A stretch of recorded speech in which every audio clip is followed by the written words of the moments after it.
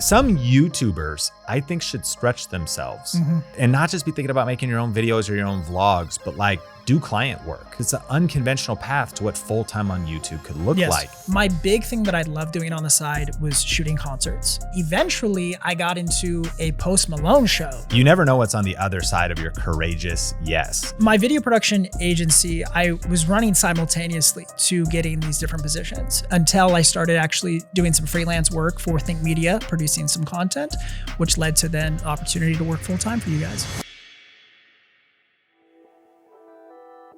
I started off my video career by working with clients, shooting concert films, and working in a professional video production environment. Eventually, this led me on a journey to becoming a content creator and making videos around what I'm more passionate about, specifically cameras and video tech. So I'm going to share my journey of learning the skills of photography and video, the route that took me on, and hopefully inspire those watching to punch fear in the face and pursue what you love. You gotta just press record. So we're gonna be talking about the unconventional path to building a YouTube career or going full-time in YouTube, but also really just kind of the skill set of video, because video can be monetized in so many different ways. Business, video production, that can lead into content creation. And listeners in this episode can walk away with ideas for making more money, going full-time faster. Today, I'm with Craig Pruitt, who is a content creator, husband, father of two, with over 9 years of experience in video production. And we're going to be going through your story, pulling out lessons that listeners can learn. And you have kind of an influencer timeline, you have a video professional timeline, and I'm certain that listeners can learn from all of that about how they might reach their goals faster. Thanks for having me, Sean. Excited to be here in Las Vegas and just be chopping it up a bit. Yeah, so let's dive into your story. We have 8 pillars of your journey, and each pillar is something we all could apply and learn from. And it goes all the way back to starting with laying a foundation of free work, networking, and building up a portfolio. Now, free work's kind of controversial. People think, oh, you shouldn't do free work. Don't sell yourself short. Don't sell yourself short. But this is similar to my journey, and it was instrumental with skills and relationships that led to where I am today. So what year was this that you kind of started to lay a foundation and build your portfolio? So this was back in 2015, so about 9 years ago, that I started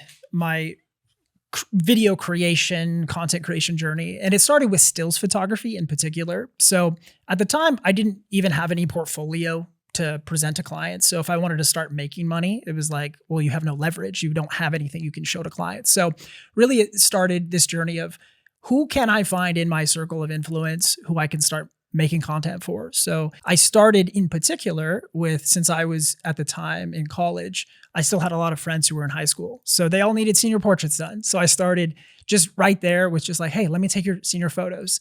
And with that, started to build a network, and more people were like, hey, Craig, like you do senior photos, can you do mine? And I would just do as many as I possibly could for free, and even would do like low level, like family photo sessions for people. And I was just trying to build a portfolio and really just shoot anything that I could, which really honestly set me up for success to then quickly after building, a portfolio of 5 to 7 photo portfolios, then be able to dive into more of paid gigs. How did you like learn on the internet? How did you originally learn photography skills? One of my favorite YouTubers, even to this day still, is Jared Poland, FronosPhoto.com. We all know Jared. Love his stuff, but he's really who taught me a lot about photography.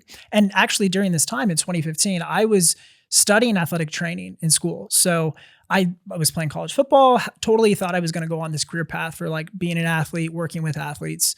And something happened in me where I was like, I felt this career shift, God taking me a completely different direction of just like, I want you to pursue video, in fact. And at the time, like I was just taking photos. I just thought like maybe I could be a professional photographer, go on tour with artists and be their, tour photographer or something. But I felt something stirring in me of like, hey, like this video thing, it's very similar. It's kind of like photo adjacent, and you can learn a lot of the same skills that you're learning right now with photo, you can learn and take them into a video career. So I actually pivoted in 2015, my major in college from athletic training, and shifted to video production and animation. So I got kind of dual concentrations in those. This idea of building skills and the fact that once you become a content creator to YouTube, shot composition, thumbnails, photography. I took actually in sophomore year, black and white photography where I developed photos in a darkroom. That's awesome. And it was that foundational class was, again, starting to help me with shot composition. I also did internet radio, cross rock radio at King's High School. And I was using Adobe Audition to mix like sports events from the school and songs. So it was kind of a foundation for video editing. So by getting into just the game of the YouTube skills in any way possible, of course, is so powerful. And did you ever get paid for those family photos or senior photos? Yes, eventually. I mean, and that kind of goes into our first strategy for making money with video or photo is to start doing low-level freelance work. So eventually, if you start building a portfolio and you have that leverage, and that's why I think it's so important to post your work and publish your work, even if you're a little bit embarrassed at first, because then people can start seeing that you actually produce stuff, and you never know who's watching and might want a photo album created for their family or something. So eventually, yes, like it's just natural that people see you take photos. What's your rate? That's the very first question they usually ask you is, what do you charge? And so eventually the light bulb kind of went off for me. It was like, I can charge for this. Like, this is great. I just like doing it as a passion thing. And so that was basically all of the free things that I was doing just very quickly turned into paid gigs, very low level dollars. I mean, for some people it's life changing. It was, 200 here, 300 here, but it starts to multiply as you do 5, 10, 20 of those. You start actually making a pretty good side hustle. So that was the first realm for me. And at the same time, I was also beginning to study video production in school. So I already sort of understood photography, composition, shutter speed, the exposure triangle. And then I had to apply that all to video and then start making I was sort of two different journeys. I had the photo journey and the film journey that was kind of lagging behind slowly. So I had to catch up to my photo knowledge. And so I was doing some of the video projects for free, working for nonprofits. They often don't have a lot of money, so they want you to do stuff for free for them. So yeah, that was kind of the journey there. Yeah, skills are more valuable than money because if you actually develop skills, you can print money in the future. Amen. But if you only get money in the short term, you can't reproduce it. And so I always loved getting paid to, even if it was a small amount, to like practice more photography, practice more videography, similar to my journey. So number one was lay a foundation of free work and building a portfolio, which led to paid work. Number two, freelance photographer, videographer. When was the first time you got paid to do video and you didn't do video for free? Oh man, the first time. The first time I got really paid, like actually I considered it a solid payment for a photo gig was a wedding. This is a very interesting story. It was the day before this person's wedding and their photographer got pneumonia. And I was out with a friend bowling, and this it was just a friend of a friend kind of situation. And they're like, "Oh, Craig takes photos. Like, you should go do this wedding." And I'm like, "What? Like, I've never shot a wedding before. I know nothing about this." So I went and I hired my mom as my second shooter. Okay. And there's some funny story there behind that. Like the bride wanted some particular stuff for her husband. So my mom's taking photos of the bride. It was some crazy stuff. Did it turn out okay? No. I mean, it was okay. Like looking at the photos now, I cringe and I would do 100 things differently now that I've shot, 20, 30, 40, 50 weddings. But that was kind of the first photo gig. The first video gig probably was a nonprofit. I think working for a church would have been my first kind of paid gig. Yeah. Somebody needed like a church promo video for the website. So I produced that for them. And I'm sure it was like $300 or something, And I mean, building your network, a friend of a friend, they're getting married is so critical. And I think like the courageous yes can change your life. The day before, because someone else canceled, because someone else got pneumonia, when I was living in a small town in the Pacific Northwest and also doing like kind of nonprofit video work, I met a guy named Benji Travis at the YMCA. And we both had a similar interest in YouTube, and his wife was already a decent sized beauty YouTuber. But he, I want to say, texted me the day before he was going to propose to her and said, "Hey, can I hire you to film?" And that willingness to have a courageous yes. Am I ready for this? Do I even know what we're doing? But it was just like, yeah, I'll show up and I'll shoot. And of course, I would do a lot of things differently. But that video was a kickoff video of them then hiring me for an entire series. Today we wrote a book together, YouTube Secrets. you never know what's on the other side of your courageous yes. And you never know what's on the other side of doing it messy. Cause it's funny, you look back and I think it's a tension. I think we get scared if we step out and the quality of the work. I mean, it's a risk, It is a risk, yeah. But the tension between just working your way up, doing projects, making mistakes. I've had SD cards fail for clients and stuff and just had to work. Me too, dude. That is the worst feeling. Yeah. Like it happened to me one time where the guy looked at me after it failed and he just he gave me the look of like, I thought you were a professional. And I just felt awful. Like I could, the rest of my day was just completely ruined. I'm like, I don't even know what happened to this day. Like I just hit end and I saw it loading and it just nothing happened. I lost a critical angle, the episode with this Amy K. Hutchins who hired me. The episode had to become audio only with just like a picture because we had multiple angles, but like the critical angle of her died because the battery died. And because the battery just died, it didn't capture, right? The recording at like 45 minutes just turned off. And so this is the pain of it. And this is that unconventional path to how do you learn resilience? How do you learn all this different stuff? So by doing freelance video, freelance photography, and not everybody listening to this, there's some business owners that are doing YouTube, but some YouTubers I think should stretch themselves and not just be thinking about making your own videos or your own vlogs, but like do client work. And of course, UGC is kind of that. And sometimes vloggers could go start making ads and commercials for local businesses. Like it's maybe different. You could also be the talent and the video. And a lot of people actually have created those kind of careers. That's like one of the big takeaways I want people to have is it's an unconventional path to what full-time on YouTube could look like. And it's like everyone just wants all the AdSense and wants to keep it simple. Well, that would be nice. Yeah. But even right now, what we're experiencing in Think Media, mind you, we make a ton of money in ad revenue, but compared to the size of our team, if we're not doing other stuff, like there's, and so for most people, it's interesting to think about client work as a way of making money. Well, and for a video creator too, if you wanted to be a YouTube creator about camera products, tech, it's a little bit difficult to do that unless you can speak from a place of authority where you have worked with clients and you've been on video shoots. And so I think for me, I'm really thankful for the journey that I had, which was I didn't really start YouTube until the last couple of years of my life.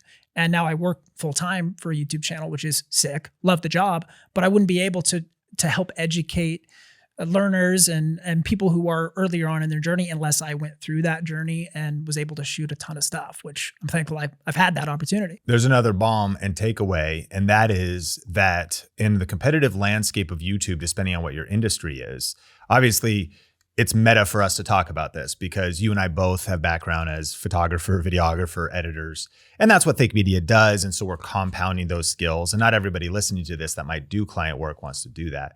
But saying so, like out of 10, 20, 30 competitive channels, who do you think is going to have the most depth, most trust, most authority, and most longevity? The person who is a camera reviewer who only ever did camera reviews about reviewing cameras, or the person who's been on the wedding shoots, done church video production, done the different stuff. And I think that's a big case to why Think Media has the authority it does. That was true about Omar. It's true about everybody. Like we actually all have like divergent skills in other industries. We would use case studies even from client work to tie into product reviews. And I think it's helped us build trust. I think maybe more nonlinear for listeners, man, just the deeper you can go in mastery always leads to money. And so there's something about just getting more experience, developing more mastery, which number 3, you start doing freelance video editing. Yeah. Yes. So this was, honestly, this was a huge light bulb moment for me because all of my freelance video and photo projects were really just me. Maybe I would hire a second shooter to come help me, but they weren't really at a large scale. And so the reason I started editing freelance was because I was actually shooting church camp promo videos and I would make them like as lit as I possibly could. Like just kids loved these things. And so I would pull out all the stops that I kind of learned from my producing concert films. So these things would be really edited really nicely. And so a dad of somebody saw this video and they were like, hey, this is amazing. Like, who is this person making these church camp videos? And so he hired me as an editor. So I edited for his company for about 2 years when I finished out college. So I was still finishing college, and it was a great side hustle season for me to produce some extra income. And I didn't have to be out in the field shooting as much. I could be, studying at home, but then editing on the side.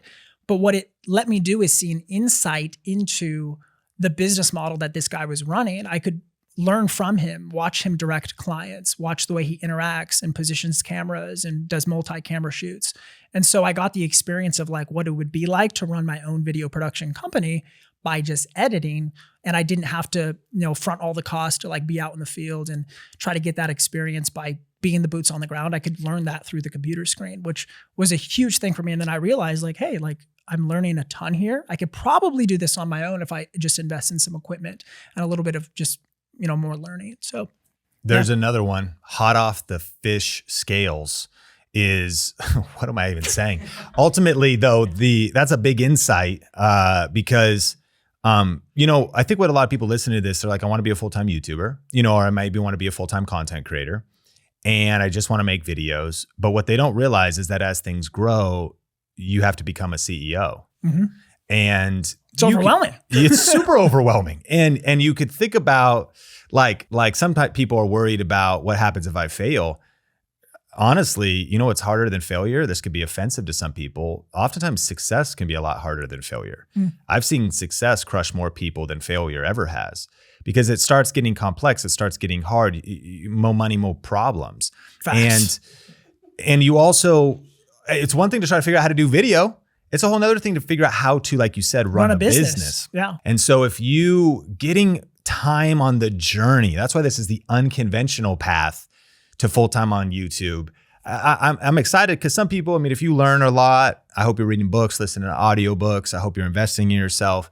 These skills are figure outable. Maybe it depends on some couples do this together and one person's maybe more of a manager and you got to decide what your skill sets are. But even recently, Tim Pool, kind of a conservative news guy, was talking about how he's just kind of burnt out and he is just done with being an operator talent, with being an operator content creator. Yeah. I can relate. I'm like, yeah, it's like it gets really hard as you start having to wear the CEO hat, and even on a small scale, because now you're also kind of being a manager. And that's not just about thumbnails, videos, but now it's about P&L and emails and a lot of different things. All that to say is I love hearing, putting yourself in the environment where you can learn new skills. I think a takeaway could be that a lot of people that want to do full-time on YouTube should go work for somebody that is a media company. Yeah, absolutely. And even if it's something you have a vision, like I want to be there 1, 2, 3, 4 years, like what you will learn will be so invaluable to maybe the longevity of your career. Because a lot of times people that have a breakout viral video too get crushed by it. They have 15 minutes of viral fame, or not crushed, 15 minutes of viral fame, but they can't sustain it. No. There's no business acumen underneath the foundation of like what it is. So that's very interesting, which leads to number 4, that then you launch your own video production agency. Yep. Yeah. So, it's actually still active. It is an LLC. It's called Perspective Media. If I could go back though, the way it's spelled is P-R-U-S-P-E-K-T-I-V-E. So Perspective with like a K and a P because of my name. Because it's like kind of to connect to your name. Yes. It's like, why did I do this? This is a big insight. Yes. It's clever, don't do that. weird wording. Weird YouTube names, weird brand names, weird unspellable websites. No. It's 5 people listening to this are in big pain right now. They're like, wait a minute, but I love the creativity. No. Clarity is more important than creativity. Every time I would tell a client, like, do you have a business card? Like, and they're trying to look at it. They're like, what is this? What does this mean? I wish I would have just like perspective, just say the word, like spell it normally. So anyways, it is still active though. So I take on maybe a couple clients a year, and it's grown over time. I'd say it's probably this business has been active for about 5 years realistically. And over the last year or so, I've tried to scale back and focus more because now I'm a dad, I'm a husband. My wife doesn't live if I'm gone all the time. So I get that. And I think by doing that freelance editing for a season really taught me a lot and about how to scale. And so this past year was a huge win where we did a wedding for a client, and it was a big wedding where our team was doing both photo and video stuff. But this was the first time that I was not even involved. I just built a whole team, sent the team out, and trusted everybody to do their thing. I wasn't even there, and it was a huge success. The film was incredible. The photos were incredible. And so it just brought me insight as to like, you don't have to always be, as you're talking, like an operator talent, or in my case, like an operator and also boots on the ground operating cameras. You don't necessarily have to do that. You can just work in the back and be more of a producer instead of being the director on set. So yeah, I've learned a lot through running my own perspective media over the years. And it's still active, but I'm just trying to scale back as I'm trying to focus more on stuff here at Think Media. I think some people listening to this too is like, truth is, client work, people facing work, is going to have one giant problem: people themselves. They're the worst, aren't they? Yeah. You know, like, because people got problems, people got opinions, Mm-hmm. people got revisions. Video editors know. Dude, the revisions. If you don't put a revisions clause, max 2 revisions, like you got to learn your contracts early Yeah. on. You're like, we're on revision 22 because I didn't say, can you change this? Like So what's interesting is, you know, on the one hand, there's like this dream of like make a video, rank a video, connect it to affiliate marketing. I mean, if you could scale that up, it's like the ultimate dream, because you're actually really not dealing with people. You're not even dealing with brands. A brand deal or a brand sponsorship is still really a client then that you have to please. And so saying that, at the same time, I think that there is so much opportunity for people listening to this to be willing to get into the trenches with people. And obviously I'm joking a little bit, you know, it's like, it's just the nature to do the work, to jump in, to maybe start an agency. And I've seen a lot of people, it's one of the best moves. You adapt your YouTube channel. You start thinking about, it's not just maybe making a digital course. That's an option. It's not just affiliate marketing. That's an option. But it could be starting services of some kind, freelancing on the side, or realizing that your YouTube channel is a marketing arm.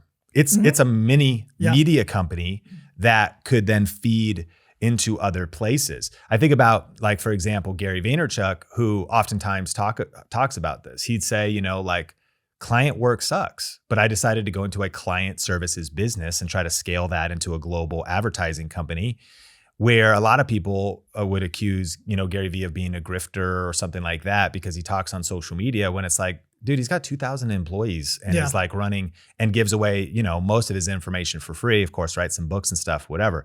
Bottom line is not a lot of people want to do that work. No.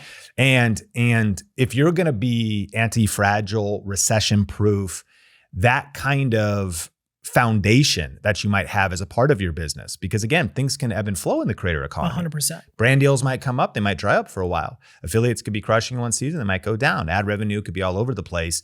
And so having an aspect of maybe some type of an agency could be a strategy for people. Yeah, absolutely. And I think that's a big hack for people. I mean, I know I have a lot of friends who want to be YouTubers and they're in the camera creative niche, but I think it's a big hack where you're able to tap into different markets. You can make video reviews and product reviews and work with brands, but as you said, it ebbs and flows. There are high months, there are low months. So if you can leverage the fact that you have these creative skills and you can go produce content for other companies, then you're able to tap into these different markets to generate revenue in multiple ways, which is just can give you peace of mind knowing you sort of have a fallback. If your AdSense isn't coming through or a brand drops you or something, you can go produce some content for other people. So your next move, number 5, is full-time video production for organizations. Why did you move beyond the agency? Did the agency not earn enough? Did you want more stability? Yeah. Because then there was a church as well as a college. So what year is this? Yeah. And now you went and got a job doing video production and even kind of leadership in these organizations. So my video production agency, I was running simultaneously to getting these different positions. And so I never went full in on the video production agency model, frankly, probably just because of stress. It's very stressful to try to constantly be acquiring clients. And it's a lot easier to work for an organization who is already established and they already have systems and processes and people in place. So I worked as a communications director for a church for about 3 years. And that taught me a lot. And that was part-time employment while also building up my agency part-time. So I did these things simultaneously.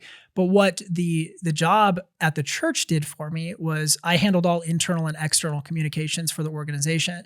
but also did video announcements. And this was the first time really that I went from always being behind the camera, managing talent, to now having to be in front of the camera. And it was wildly stressful. Like I didn't want to do, I still don't love being in front of the camera. Like I'd way rather be behind the camera working with these tools. But I learned a lot in that season as a communications director, which then led to another role at a university where I was the director of video production for a digital department of this university, which that was a really kind of a culmination of everything that I had learned at that point in my career. So I was managing teams, I was managing budgets, and just producing hundreds and hundreds of videos for this university for multiple years. And until I started actually doing some freelance work for Think Media, producing some content, which led to then opportunity to work full-time for you guys. Man, church video announcements are the secret of success. They are. For so many successful content creators today. Yeah.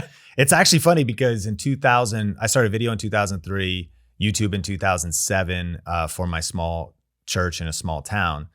And unfortunately, and most of this stuff is lost, there's a few episodes out there on, I burned them to DVRs early on. And I wish I could have and should have been uploading to YouTube, even if only for my own archive. Sure. Just wasn't even the mindset. You didn't really think about that. No. I uploaded this episode that's on the Think Media channel called Classics. And it was my friend Spencer and I doing a church video announcements for our youth group.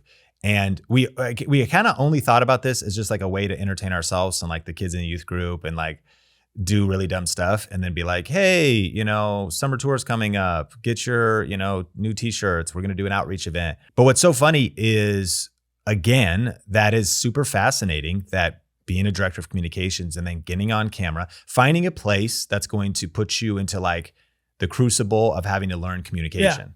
On camera. Yes. Because I know a lot of people are scared about getting on camera. They're scared about, and that path to not just going full time on YouTube and being a good communicator on camera, but even being a better communicator. Because everybody listening to this, man, if you upped your communication skills, you're going to make better videos that hold attention better, if you storytell better and all of that.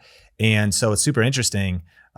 Church video announcements. I know a lot of, obviously it's kind of a niche within a niche, but it is something that, it forces you to go through all of the steps of a video creation process. So pre-production, the planning, the scripting, making sure that everything is laid out properly. And then the production, you got to film the thing, and then post-production. So, and it's a weekly rhythm too. So Sunday's coming, there's deadlines. So it kind of forces you into this creator rhythm that we now see here at Think Media. We try to kind of stay at a weekly rhythm where we have content we're pre-producing and then filming.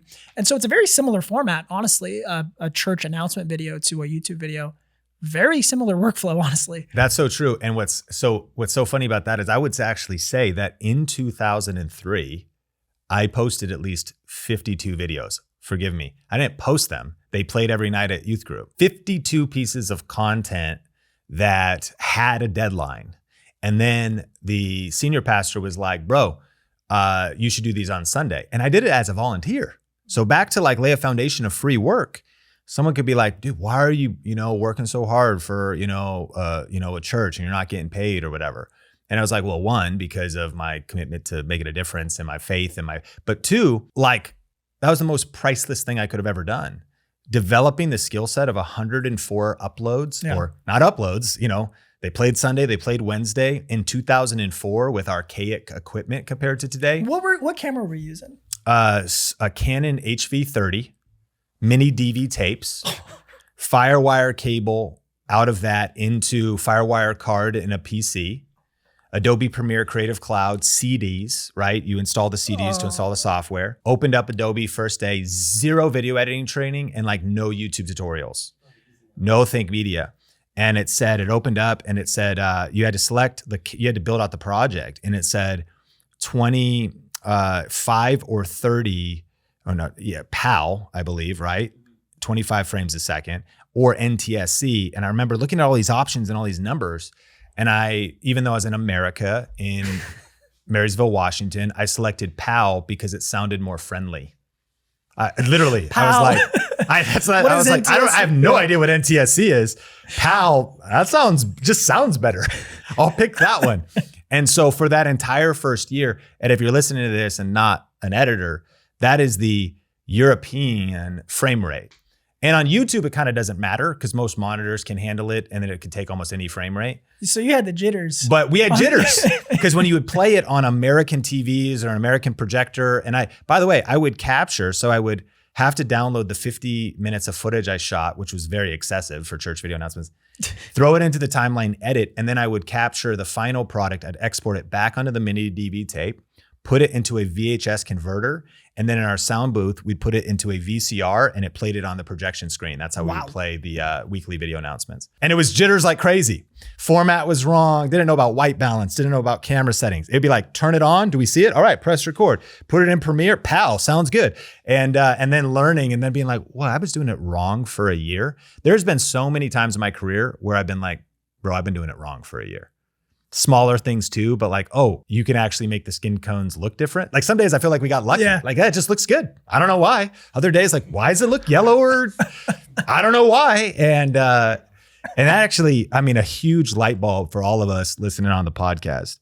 You're living in a really blessed time. Oh yeah. Sure, there's increased competition, but literally you have this podcast. You've got incredible videos on YouTube. You've got the Main Think Media channel, other great creators. The education, the knowledge, the tools. Sure, competition is rising, but you can either also look, you can focus on the challenges or you can focus on the opportunities. Cameras are better than ever. It's easier to create great content than ever. The learning curve is still real, and that's what our company exists for. But I mean, the archaic workflow that I was doing 20 years ago. The barriers to entry that were there in 2003 to put out a video announcement or a YouTube video that are now totally reduced to, if you have a cell phone, you can run an entire YouTube business through a phone get high quality 4K video. You could start a video podcast. Honestly, the microphones in these newer iPhones too are fine enough that you could just literally just have your phone, camera, microphone, and then upload everything to the YouTube Studio app and you're running a YouTube channel off of your phone. The phone is a supercomputer. Yes, it is. It does it all. Design, graphics, editing. Okay, so number 6, and we will kind of get to the Think Media season, but you did start securing some brand deals on Instagram. That was kind of the next move, where if we're talking about the path to making money, the long road to YouTube success. But you did start making even additional money besides freelance work. Do you remember your first brand deal? And Instagram was the first place. Yeah, Instagram. So as I'm continuing through this kind of professional video production journey, my big thing that I loved doing on the side was shooting concerts. So I would shoot concerts for anybody that came locally. I'm from kind of the Portland, Oregon area. So we would, there's many concert venues around there. So I would shoot as many concerts as I could. Eventually I got into a Post Malone show in Portland, which is also not an endorsement for Post Malone. But anyways, dude, what level was he at the time? He was big. So this is 2019. So he's kind of just coming out of dreadlock phase. White Iverson was his first song. Yeah, it's post White Iverson, post. Yeah. Goodness gracious. Okay. Pre-country Post Malone. Pre-country. He's had a lot of phases. Yeah. Pre-pop Post Malone. It was his Hollywood's Bleeding album. Okay, that's mid journey. Mid journey for sure. So, and he was popping off. I mean, so I was thankful. There was another creator who we followed each other on Instagram. He wanted some help, so went out to the show, shot it, and then he loved the work. So he ends up asking me to come on tour to assist for a few weeks with Posty. So made a bunch of content. Did you meet him? Oh yeah, yeah. He's really nice dude. Really hang out with him. Yes. Did he have a cigarette and a Budweiser in his hand most of the time? Bud Light. Bud Light. Bud Light. He is a Bud Light connoisseur. Yeah. But and a cigarette always. Yeah. Yeah. Just kind of not. I will say he seems super chill and kind. He's so chill, very nice. Always a yes, ma'am, thank you, sir kind of person. Anytime he'd be around people, any interaction I had with him, really polite. What else did you learn from that trip? The main thing I learned was I do not want to be in touring. I do not want to tour. And it was cool to see it at the tippy top highest level of excellence. Did you get like a hotel room?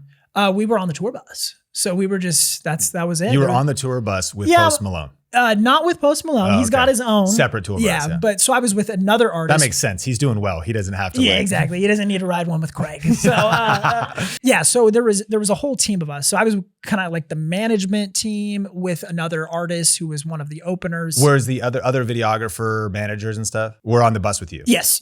Yeah. So I was one of. Were people like drinking and smoking weed? Oh my goodness, yes. It was like horrible. The managers and stuff. Oh yeah. Were they like hot boxing and stuff on the bus? Yes. 24/7, dude. I had to go. Were you married?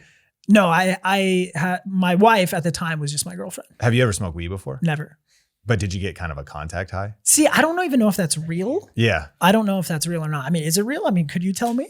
Well, I mean, you might have been like, I don't know, this is sort of weird, but I'm kind of giggly right now or something. Yeah, no, I never felt that way at all. Yeah. What I would do is there was all these bunk beds and they're like 3 tiers. And they, of course, put me on the bottom bunk that's like impossible to get into. But there's like these little drapes that you just kind of close and they sort of lock a little bit. So I would just close myself in. Well, there. that probably was helpful. A little bit of a barrier. Yes. That was helpful for the contact high and for many other reasons. Was it ever weird they like brought like girls on and stuff? They did. Yes. That team, the managers. Oh, yeah. Yeah. Oh, yeah, absolutely. And that's when Craigie would just close the door. We're going to. I mean, remove as myself from a the situation. faith-based creator on tour with Post Malone, just out there, just doing it. Yeah, no, it was great. I mean, and it presented a lot of great opportunities to share my faith with people. The person who invited me on the tour, his name is Chris. He's now directing huge music videos for all sorts of artists. He's awesome. He's very talented, but we had many conversations. We were in New York City at Madison Square Garden, but we had a cab ride in New York where we just kind of got to share our hearts with each other, which was so cool. And I just got to ask him questions about just his life and where he's at, and just a really cool opportunity. And I really think God let me go on tour to have that conversation. But also one of the openers, this guy was trying to get me to drink every night. And I just haven't drank. I just don't drink. It's just not a thing that I do. And so he would always ask me like, Craig, just take one shot with me before you go. Please just take one shot. And I remember I was walking out of the tour bus to get my Uber to fly home. And he's just like, one more time. He's like, please, Craig, just one shot with me. And I'm like, I'm good. Like, I don't need to. And I remember him just saying like, man, Craig is just like the most straight edge like person. He doesn't compromise his values. And I just really respected that. Like, and later down the road, his name is Tyler. His artist name is Tyler Yahweh. Wow. So that's I wouldn't make that my artist name if I was you. But so anyways, we had some great conversations, and later down the road, I actually helped Chris film a music video for him about a year later. Yeah. And he remembered me and everything. And it was a really good, just healthy conversation that I got to have with him then. And he just realized something's different about this dude. Bro, you were like Daniel in Babylon. That's a great analogy. Yeah, just standing strong. There's something powerful about being straight edge. There's a straight edge wave right now. Like a lot of people are just giving up drinking completely or cutting it almost way down. If you start watching some of the Andrew Huberman videos and stuff, it's like there's actually like something to really think about our view of alcohol. Of course, all these different things. So that is interesting. And man, what a story. Okay, but let's bring it back. So you did start securing brand deals on Instagram. Who paid you? So it was your friend and you were paid, you consider it with working with Post, or it was? So what led to me building up I was building up a following because of the concert stuff. Got it. And so as I built up that following, 5,000, 10,000 followers on Instagram, brands start to reach out. They think you got some influence. And so the first brand deal that I got was with a company called Cove Audio. And so it was I think they saw that I was in the music realm. Maybe some of my audience would like a nice speaker, and they're kind of a budget competitor to JBL. So they reached out and were like, hey, can we send you some products? We'll do a simple brand deal for low level payment. And I did that. And that's actually where we can maybe dive right into our next one, which is affiliate marketing too. So this was my first brand deal, but also my first affiliate. And I didn't really understand the power of affiliates. On Instagram. So, you just, people DM me, and I actually posted a YouTube video. So I had no platform really at the time. And my first YouTube upload was actually an IGTV video that, if for those of you who remember IGTV, such a weird little kind of a couple minute vertical video. Exactly. Yeah. So I made a review about this micro or this speaker that they sent me. And so I decided, I guess I could just upload that to YouTube as well, and then publish the link. That was like my first real upload as a creator, and did amazing. And for like 3 years straight, I got affiliate revenue from those speakers selling. And I was the top search result, ranked in search. People were like Cove Audio headphones or Cove Audio speaker. So then Cove sent out like 5 different products, and I did reviews of all of those. And so I was just kind of the guy that, like, if you want a Cove speaker, also not an endorsement for Cove, like the speakers are decent, they're fine, but like I wouldn't probably, if I could go back, I'd be like, is this really in alignment with what I'm doing? Like I'm a kind of a create like a camera creator, I'm not selling Bluetooth speakers, right? And yet your first, like they'd be like, this is the Cove Audio channel. Because that was like your only first video. Craig, he's like the speaker guy. It's like, no, I didn't want that at all. But it did work out where I was able to generate thousands of dollars in affiliate sales from just that speaker deal. That's super powerful. Obviously, we love affiliate marketing stuff at Think Media. We recently did a thing called tubemoneysecrets.com where we went really deep on that because it's my story as well. And a huge takeaway from that is why it can be so alluring to like, I want to get free product. I could get affiliate income and there's different brands that maybe want to work with me. But your principle of like knowing who you are, is this on brand? Where do you want this to go? And I think it's really fun on the journey to just kind of say yes to a lot of stuff. That was my journey. I did the most random stuff. But I look back and it's like, even on Think Media, I want to say, and there is in the history, there is like, there's a luggage carrier, it was back in FameBit days. So FameBit would pay like $250 to connect you with the brand and a product and then like the affiliate link. So it was a luggage scale. And I remember this was on Think Media. It's still there. We'll watch it after this podcast. There was like LED video light review. And then my worst one was this video on the human charger, which was this little iPad looking thing that supposedly, killed jet lag. And you put these little ear pods in that shined light into your brain. And you tried this out? Well, yeah. So listen, I didn't just read a script. I had this trip coming up to South Africa with another videographer, producer friend, John Mediana, to like paid the gig. And I was like, yo, let me take human charger. There's gonna be time zone changes. Cause it'd be the idea like to overcome jet lag, like when is it sunny or like when is the sun come up? So why not just shine light into your ears? But there's like scientists that are like, yo, that's not how it works. Oh my goodness. But and maybe it was placebo. I was like, I tried it and man, I felt great the next day. I mean, I don't know if it was the espresso or whatever. And so anyways, wow. I have certainly made mistakes along the way. And whether that's, again, I will say I had good intent. I really tested it. I talked about my experience. I talked about what it is. But I also look, back in hindsight, it's like, stay on solid paths. Yes. Like don't try to like avoid brands. Like, it's kind of that tension, like don't sell out or, yes. And I also got distracted because there's so many Bluetooth speakers is what inspired me on all this. There was weird niche things where I would do on every headphone company wanted to give me a free pair of headphones. Every Bluetooth speaker, I think we'd also go to CES in Vegas and that's what would happen. And I'd be like, I want some free headphones. And it'd be like, well, how many headphone videos do I need on Think Media? Right. And that was off brand because at that time, even it was tools for creators. And it was like, yeah, I mean, headphones, like maybe while you're editing, but is that the real tool? Like you'd have to review 100 pairs of headphones. It's much more of an audio channel, which is a great niche in and of itself, but was off brand for us. But I hit all those windy paths of distraction as well. Yeah, I mean, it's like our audience is coming for us for us to solve a problem for them. And I think for me, like initially my YouTube channel was nothing. So I was like, I'll post this video here. But later down the road, now that I actually have an established channel and now that I work for Think Media, you got to have integrity with the kinds of products that you're going to put your endorsement on. Yes. My wife laughs at me because she wants me to take like these brand deals that are like for like an espresso machine or like a Peloton bike. Yes. But there's like no alignment at all for my users. So and funny. It'd be dishonoring of them. But selfishly, it's like I don't want to pay for a Peloton. Dude, I think about this every day. Yeah. I think about starting like new channels every day because I'm like, man, it would be cool to like get stuff, that I'm side passionate about. Yeah. Fitness stuff, biohacking stuff's another one for me. Yeah. Like red light panels and stuff could be so expensive. I'm like, dude, I want to start a little niche biohacking channel, which speaks also to the power of focus because there's just so many that's a good idea. You just can't chase every good idea. Niche down. Think about what your brand is, what it isn't.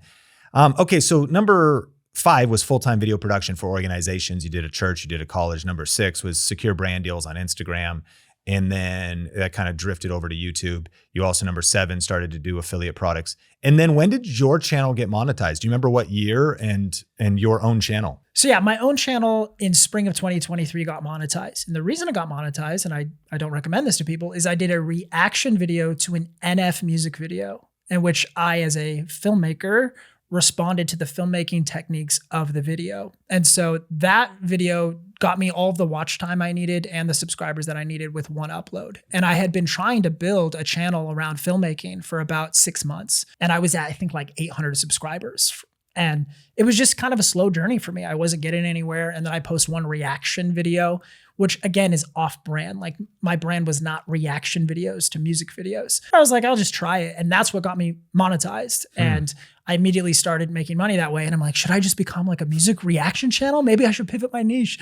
And my wife graciously redirected me of like, Craig, that's not, you don't want to become a reaction person for NF. Yet she's trying to send you down the Peloton route. It's keeping you safe over here, but where is she redirecting you?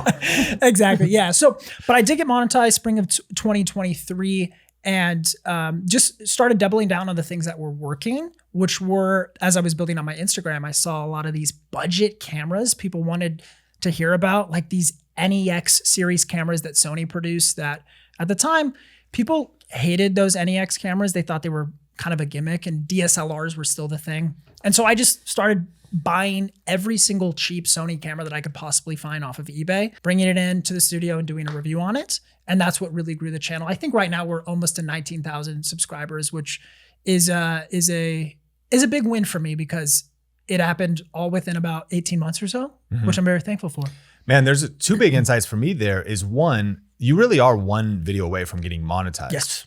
You have to weigh that, like if you really step into a trend or a video goes viral or micro viral, what kind of audience does that attract? But if it pushes you over the watch hours, like, yeah, all you need is one, like 4,000 watch. I know it could be very discouraging. You're listening to this. You're like, I've been grinding trying to get the 4,000. I was overwhelmed. I was like, dude, I've made like 30 videos and I'm at like 500 hours of watch time. So much time.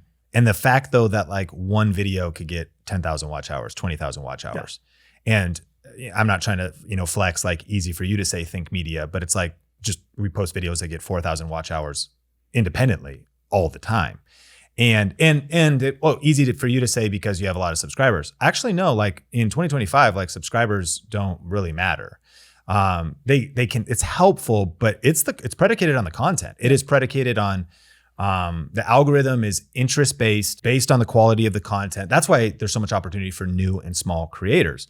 And the right video on the right topic at the right time, you making a video about reacting to one of NF's music videos literally got your channel monetized. That is, for listeners, that is an opportunity for you. Yep. The question is, when is it going to happen? What video is it? And you weren't even really planning that. No, not at all. But that speaks to staying committed, staying resilient, and realizing that success could just be 1 or 2 moves, 1 or 2 days, 1 or 2 weeks away. Yeah. With how quickly that can happen. And then I think another interesting insight is like, I think that almost any channel we've seen that builds momentum in what you would call like a competitive niche. And like cameras, competitive. Health, competitive. Cooking, competitive. Usually though, they find their thing. They find some kind of subcategory. Like when I really was coming on, best camera for YouTube actually was not saturated. And it was actually more filmmaking channels. And it was not like tools for YouTube channels. Yeah. So I was like, really a thing I built momentum on. I think about co-author of YouTube Secrets, Benji Travis, his wife, there was a lot of beauty gurus at the time, but people hadn't really done hair. And so her just, that aspect of, yes, beauty gurus, but she started doing hair, that was kind of an edge. You find that these cameras that in a very crowded world of billions of people and a lot of content creators out there, nobody is focusing on the NEX cameras. No. That stuff happens all the time. Yeah. You're listening to this, it's like 2025, we're going into 2025. Like there's opportunities everywhere. And what is wild is you might have 100 competitors, 1,000 competitors. There is like your NEX. There is your reacting to a certain music video. There is your hair tutorials or Sean's best camera for YouTube opportunity for you. It might not be easy to see, but especially I think if you develop the lens, There's some books we could put in the show notes, kind of like the blue ocean strategy type of a lens where you're just looking for like non-competitive markets. It could be something small. You develop the lens of, we have a series on this channel. It's pretty deep and it's pretty advanced, but it's on the book Positioning, which is a classic marketing book. We'll link up that playlist in the show notes. If you kind of develop that way of thinking, you are kind of one video, but also like one strategic campaign, one video series, one theme that you don't have to even stick with forever, but it becomes your breakout. Because that's really all you need. Once you start to break out, people get to know you, you could drift into other topics. But it could be that one series that changes everything. Yes, absolutely. We were just at the Vault conference, and Patrick Bet-David, one of his quotes, I think might even be from Blue Ocean Strategy, but was, "You are one innovative campaign away from an explosion in your business." And that's exactly what I saw on my Instagram and my YouTube channel with this NEX series. I posted one video about the NEX 5, went viral on Instagram, which then led to people searching it on YouTube. And I happen to have a YouTube video for it right there. It was the answer to the question they were looking for. And that was the little campaign. And the campaign became doing the whole NEX series, which was really cool. Well, that's incredible. Well, as we land the plane, we covered 8 things here. And number 8 was you monetize your content. It's a windy road. And I want to acknowledge listeners for hanging out with us because you might be thinking, how does this apply to me? If this feels unconventional, it's because it is. We are paving our own paths. It's unique to us in the creator economy, but the future is bright. There's so much opportunity. Goldman Sachs research says the next 3 years are going to be the best 3 years in the creator economy. It's basically going to double between now and 2027 in terms of how much money there is in the system. It's true though, competition is higher than ever before, but you're one innovative campaign away from an absolute explosion in your online business and your YouTube channel. And, when I think about, we have 7 core values at Think Media. And 2 of those core values are the pursuit of mastery and resilient spirit. And mastery, Robert Greene says it like this: to achieve mastery in any skill, you must develop a deep understanding of the fundamentals and then relentlessly practice and refine your technique. Mastery is a journey, not a destination. It's a lifelong pursuit in excellence.